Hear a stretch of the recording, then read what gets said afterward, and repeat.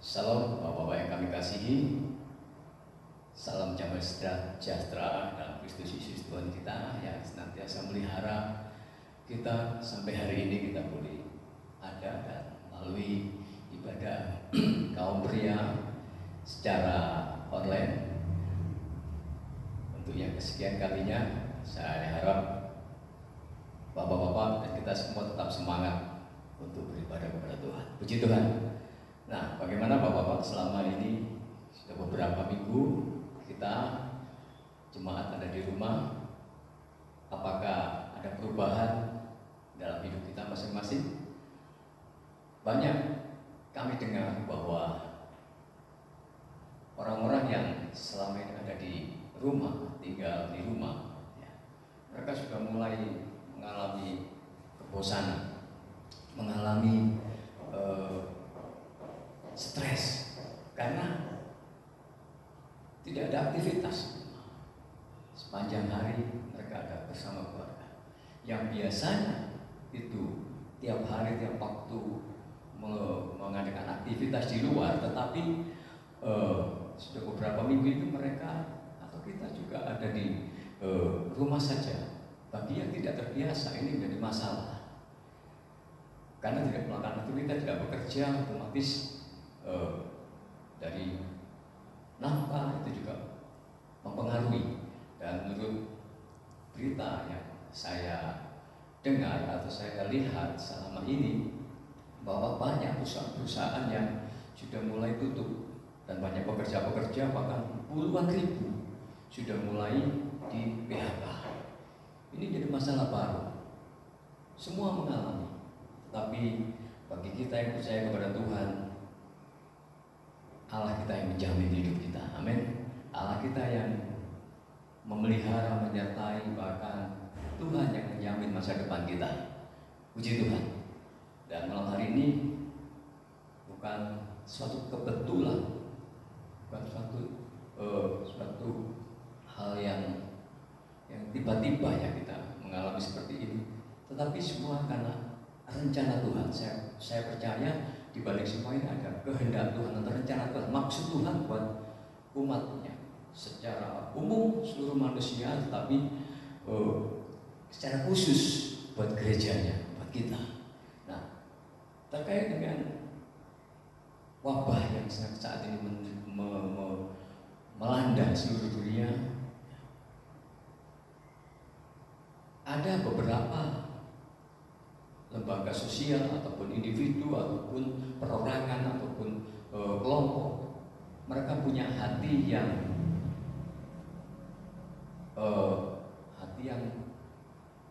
terketuk, ya, hati yang mempunyai kasih ya pada mereka-mereka yang membutuhkan pertolongan. Banyak lembaga-lembaga sosial lain itu ikut memberikan bantuan pada ojol, mereka dikasih nasi bungkus untuk setiap hari. Ada juga mendistribusikan bahan-bahan pokok itu melalui lembaga-lembaga pemerintahan ataupun memberikan bantuan dalam bentuk alat-alat kesehatan. Nah, itu upaya mereka supaya masalah atau wabah ini segera berakhir, dan itu bentuk kepedulian mereka terhadap sesama. Nah, bagaimana dengan gereja? Saya percaya bahwa hal ini terjadi, Tuhan punya maksud buat gerejanya, buat jemaatnya, buat anak-anaknya. Nah, kita akan belajar pada tokoh-tokoh yang ada di Alkitab dan menghadapi situasi yang sulit, situasi yang demikian mencekam, demikian mengkhawatirkan, ya. Itu tokoh-tokoh ini bisa mengatasi semua itu, bahkan berkat pertolongan Tuhan mereka bisa melewatinya. Bahkan kalau kita dengar situasi seperti ini di Amerika itu banyak toko-toko ya, pertokoan yang menjual alat-alat senjata-senjata itu habis diborong oleh orang-orang. Ya, masyarakat luas karena di sana penjualan senjata itu bebas. Tujuannya apa? Dikhawatirkan nanti ketika ada terjadi masalah ekonomi, karena itu adanya gejolak ekonomi. Mereka membentengi dirinya dengan sebuah senjata. Karena apa? Di sana ketika terjadi situasi yang tidak diinginkan, gejolak masalah ekonomi, dikhawatirkan akan banyak perampokan, penjarahan, rumah-rumah akan dijaga, dirampok. Dan itu orang-orang di sana penduduk mempersiapkan dirinya dengan membekali dengan membeli senjata. Nah, ini sangat mengkhawatirkan dan sangat betul-betul menggoncangkan kehidupan masyarakat. Nah, kita akan belajar pada sosok janda Sarfat. Janda Sarfat ini dia mengalami kekurangan, tetapi dalam kekurangannya pun situasinya yang sangat membawa ancaman nyawa, dia bisa memberikan sesuatu. Akhirnya apa? Tuhan mencukupi. Di dalam 1 Raja-Raja pasal 17 ayat yang ke-12, saya ceritakan ketika Elia keluar dari Sungai Kerit untuk menuju suatu desa yang namanya Sarfat. Di sana ada bertemu dengan seorang perempuan. Dikatakan pada ayat 12 ditulis seperti ini, perempuan itu menjawab, demi Tuhan Allahmu yang hidup, sesungguhnya tidak ada roti padaku sedikit pun, kecuali segenggam tepung dalam tempayan dan sedikit minyak dalam buli-buli. Dan sekarang aku sudah mengumpulkan 2-3 potong kayu api, kemudian aku mau pulang dan mengolahnya bagiku dan bagi anakku. Dan setelah kami memakannya, maka kami akan mati. Ya. Itu rencana janda Sarfat untuk dia dan anaknya. Tuhan tahu rencana janda ini. Mereka hanya punya pilihan segenggam tepung, setelah dimasak, diolah, dimakan, dan besok tidak tahu apa yang terjadi. Tuhan tahu rencana itu. Nah, ketika dia dengan iman mengolah tepung dan memberikannya kepada Elia, seorang abdi Allah, singkat cerita bahwa di akhir cerita itu janda Sarfat dipelihara oleh Tuhan. Tepung itu tidak habis-habis. Nah, dalam situasi seperti ini, bisakah kita walaupun mengalami kekurangan, bisakah kita berkorban untuk orang-orang yang lebih kekurangan dari kita, berkekurangan dari kita? Mari kita belajar dalam situasi yang sulit ini, situasi sulit. Janda Sarfat sangat sulit situasinya, dia berhadapan dengan kematian. Nah, dengan situasi di negara kita saat ini, banyak hamba-hamba Tuhan, saudara-saudara kita yang mengalami kekurangan. Tapi bagaimana dengan kita sebagai anak-anak Tuhan yang sudah dipelihara oleh Tuhan? Maukah kita bertindak seperti seorang janda yang ada di Sarfat ini, berkorban? Maukah kita memberikan sebagian dari hasil kita, harta kita, untuk membantu menolong orang-orang yang hamba-hamba Tuhan yang saat ini membutuhkan kekurangan?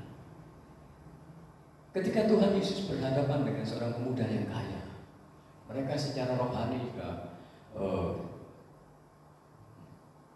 melalui semua, menjalani semua hukum-hukum yang ditulis, baik hukum Taurat, semua bisa dijalani.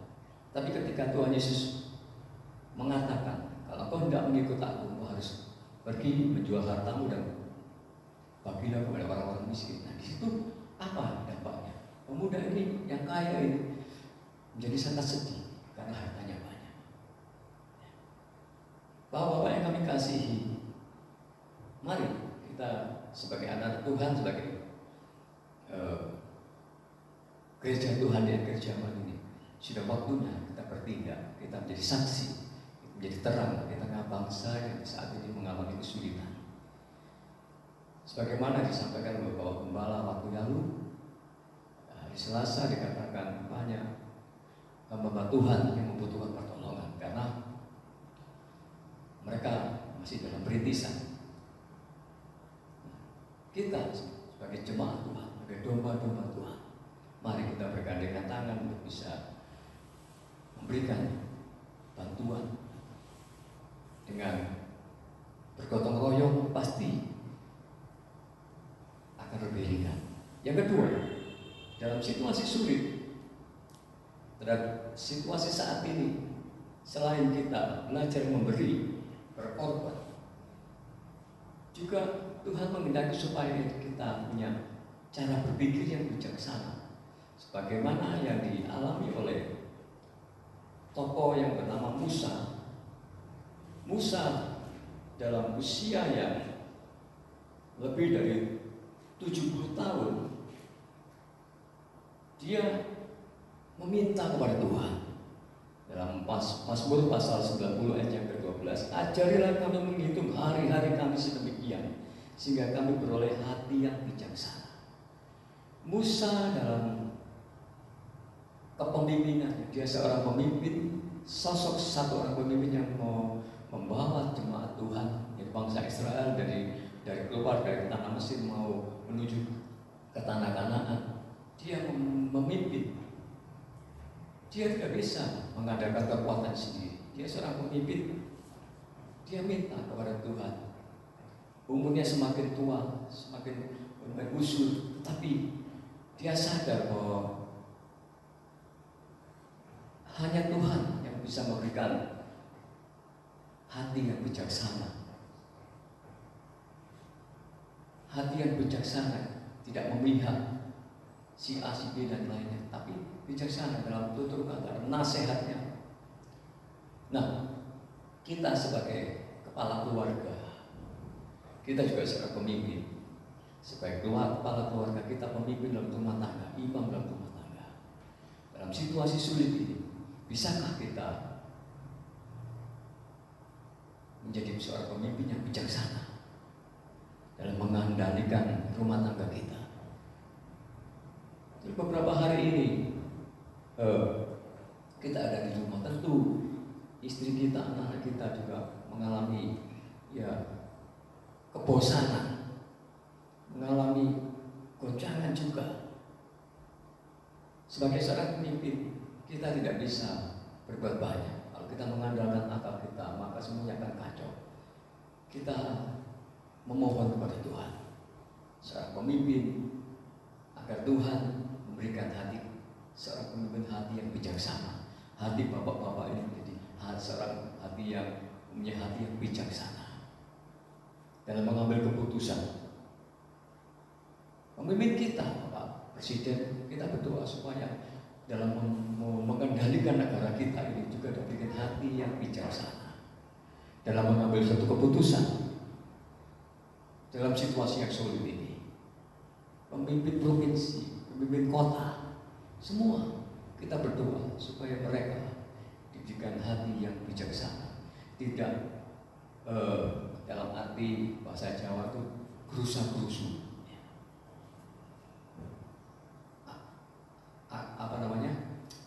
hanya mengambil keputusan yang sifatnya itu tidak dipikir dulu. Nah, hati yang bijaksana yang perlu kita miliki sebagai seorang pemimpin dalam rumah tangga, baik kepala keluarga, supaya apa yang kita sampaikan, kita arahkan, kita tuturkan kepada keluarga kita dapat berbuah yang baik. Puji Tuhan. Kemudian dalam situasi sulit ini, bagaimana sikap anak-anak Tuhan bekerja Tuhan selain tadi belajar memberi, berkorban seperti janda sahabat. Kemudian kita memiliki hati yang bijaksana. Kemudian apa?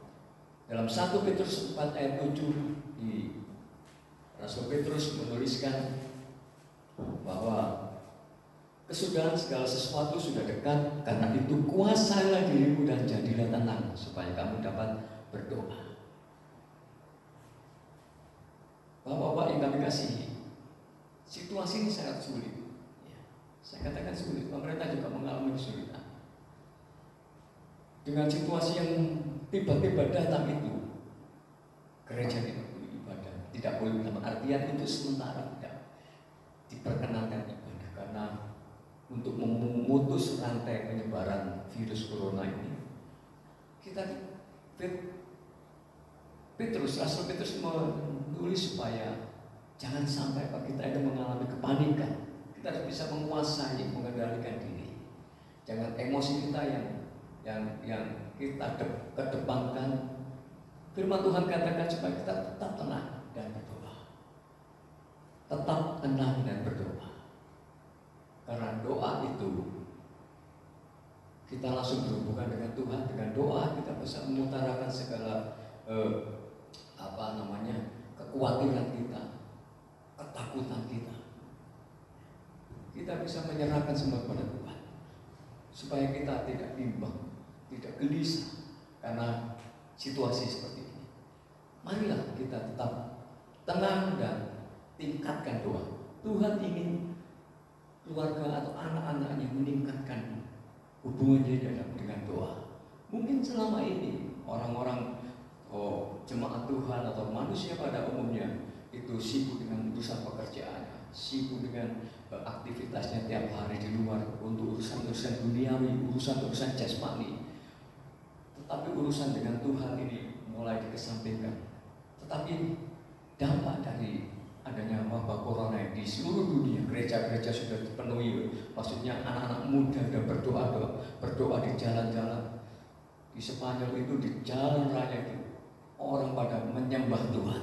Para pemuda-pemuda yang sebelumnya pemuda-pemuda ini tidak pernah berdoa, tetapi dengan situasi seperti itu mereka kembali menyembah Tuhan. Tuhan ingin umatnya menjadi umat yang menyembah kepada Dia, umat yang ingat akan Dia, umat yang selalu mengucap syukur kepada Dia, menyembah kepada Tuhan, karena kedatangan Tuhan Yesus sudah dekat. Maka kita juga sebagai jemaat Tuhan di tempat ini, mari kita tetap tenang dan berdoa. Jangan hiraukan WA hoax itu yang mengatakan ini itu ya, sehingga membimbangkan dan meresahkan. Marilah kita tetap fokus kepada firman Tuhan, fokus kepada Tuhan kita yang memelihara kita. Yang terakhir, selain kita menjadi berkat, ya, ikut berkontribusi, ikut meringankan beban atau berkorban bagi orang lain yang mengalami kekurangan. Saudara kita, hamba Tuhan, kita diberikan hati yang bijaksana. Kita tetap tenang berdoa. Yang terakhir, kita tetap percaya kepada Tuhan Yesus. Bukan percaya kepada yang lain, tapi percaya kepada Tuhan Yesus. Dalam Markus pasal 4, Markus pasal 4 ayat yang ke-40, di sana diceritakan tentang pengalaman murid-murid bersama Tuhan Yesus ketika ada di tengah danau yang diterpa oleh badai.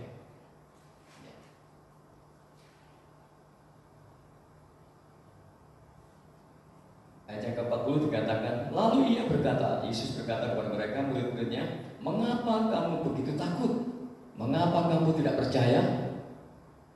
Mereka menjadi sangat takut dan berkata seorang kepada yang lain, siapa gerangan ini sehingga angin dan danau pun taat kepadanya? Nah, ini peristiwa yang dialami Tuhan Yesus bersama ke-12 muridnya ketika ada di danau dengan ada di atas perahu. Suasana pertama tenang, nyaman. Di tengah perjalanan terjadi angin tombak, angin sakal, angin yang luar biasa dahsyat. Kapal-kapal perahu-perahu itu bisa terbalik, bisa tenggelam. Nah, ini yang ditakuti, murid-murid ketakutan. Dalam situasi ketakutan ini, murid-murid bisa saja menyalahkan satu dengan yang lain, menyalahkan Petrus, menyalahkan Yohanes, menyalahkan Judas, menyalahkan yang lainnya, menyalahkan. Bahkan bisa juga waktu itu Tuhan Yesus juga disalahkan. Bapak-bapak yang kami kasihi, mari kita hadapi situasi hidup ini sampai saat ini. Apapun yang terjadi, jangan panik dan jangan menyalahkan satu dengan yang lain. Mari tetap fokus dan tetap percaya kepada Tuhan Yesus. Tuhan Yesus sendiri mengatakan, mengapa kamu begitu takut? Mengapa kamu tidak percaya? Artinya tidak percaya kepada Tuhan yang ada saat itu. Selama ini murid-murid melihat bagaimana mukjizat dinyatakan oleh pekerjaan-pekerjaan Tuhan Yesus. Nah, kita selama ini kenal Tuhan. Selama kenal Tuhan, Bapak sudah mengalami mukjizat bersama Tuhan, pengalaman bersama Tuhan. Oleh karena itu,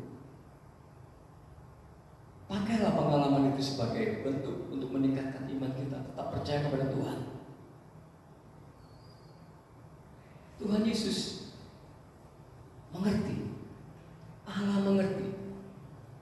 Allah yang kita sembah itu Allah yang tahu kondisi kita. Bahkan sebelum virus itu ada di tempat ini, melanda seluruh dunia, Allah mengerti bahwa itu akan menimpa kita. Oleh karena itu, Dia tahu atas segala yang terjadi. Jangan takut, karena Dia Allah. Dia bisa atau sanggup mengenyapkan virus ini dalam hitungan detik, bahkan lebih cepat dari detik bisa. Hari ini pun bisa. Karena Tuhan Maha Kuasa, Maha Dahsyat, Allah yang tak tertandingi, Allah yang ya dan amin, Allah yang dahsyat. Yesus Kristus bisa melenyapkan virus itu setiap saat. Mengapa sampai saat ini belum hingga kini belum terjadi, masih ada? Tentu ada rencana Tuhan. Mari Bapak-bapak yang kami kasihi, kita tetap percaya kepada Tuhan. Tuhan ingin membentuk kita semua. Tuhan ingin membentuk jemaatnya. Tuhan ingin membentuk umatnya. Tuhan ingin menjadikan umatnya saksi bagi orang lain. Tuhan ingin memakai kita menjadi berkat bagi orang lain. Selain itu, Tuhan akan memperlihatkan kedahsyatannya di kota ini, di negara kita, bahkan di seluruh dunia, kekuasaannya. Yesus akan menyatakan kuasanya dengan maksud nama Tuhan dipuji dan dimuliakan. Puji Tuhan. Demikian renungan ibadah Kapria. Kiranya Tuhan Yesus menyertai kita semua dan memberkati. Puji Tuhan. Amin.